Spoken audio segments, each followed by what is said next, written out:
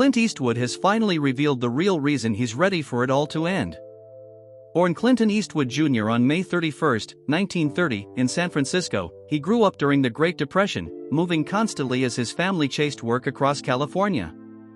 That wandering childhood shaped the self-reliance and quiet toughness that would one day define both his screen presence and his life philosophy. Before Hollywood, Eastwood lived an ordinary, blue-collar life, working as a lifeguard, lumberjack, and steel worker until he was drafted during the Korean War. Though he never saw combat, the discipline of army life stayed with him.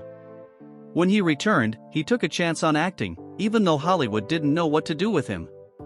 Too tall, too lean, too rugged for the polished studio look.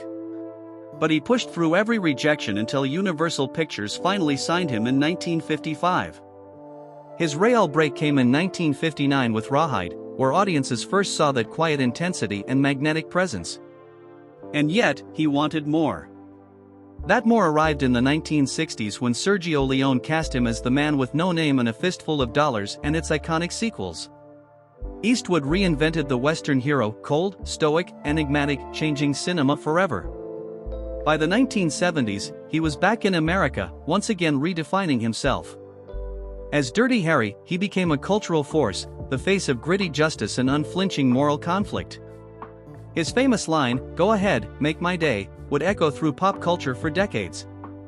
But behind the tough exterior, Eastwood was evolving into one of Hollywood's greatest filmmakers.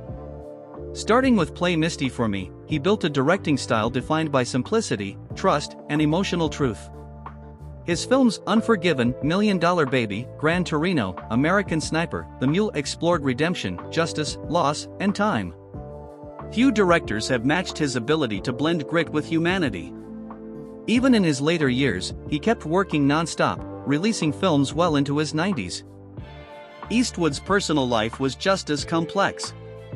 He married twice, first to Maggie Johnson, the quiet, grounding presence of his early years, then to Dina Ruiz, the warm, charismatic journalist who entered his life as he entered his golden era. He fathered 8 children, maintained deep but sometimes turbulent relationships, and faced the pressures of fame with the same calm stoicism he carried on screen. But now, at 95, something has shifted. After a lifetime of pushing forward, Eastwood is finally looking back. In a recent conversation, he admitted it might be time to let the curtain fall. "You reach a point where you've told the stories you wanted to tell," he said. "Anything beyond that feels like an encore you didn't ask for." For a man who's spent 7 decades refusing to slow down, the admission is powerful. Those close to him say his latest film, rumored to be his last, made him confront legacy, mortality, and the quiet truth that no one can outrun time. "You don't want to stay too long at the party," he said. "There's dignity in knowing when to leave." These days, he spends more time at home in Carmel, surrounded by nature, embracing the stillness he once had no time for. "When you're young, you chase the world," he reflected. "When you're older, you just want to watch the tide come in." Yet he insists this isn't surrender. It's control, ending things on his terms, the same way he's lived his entire life. "I want to end it my way. Hollywood doesn't always give you that luxury," he said. "You have to take it." After more than 50 films as a director and over 60 as an actor, Eastwood feels complete. Not bitter, not nostalgic, simply at peace. "If it ends tomorrow," he said quietly, "I'd be fine.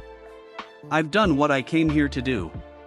And maybe that's the truest expression of the strength he's always embodied, not the guns, not the grit, but the grace to let go.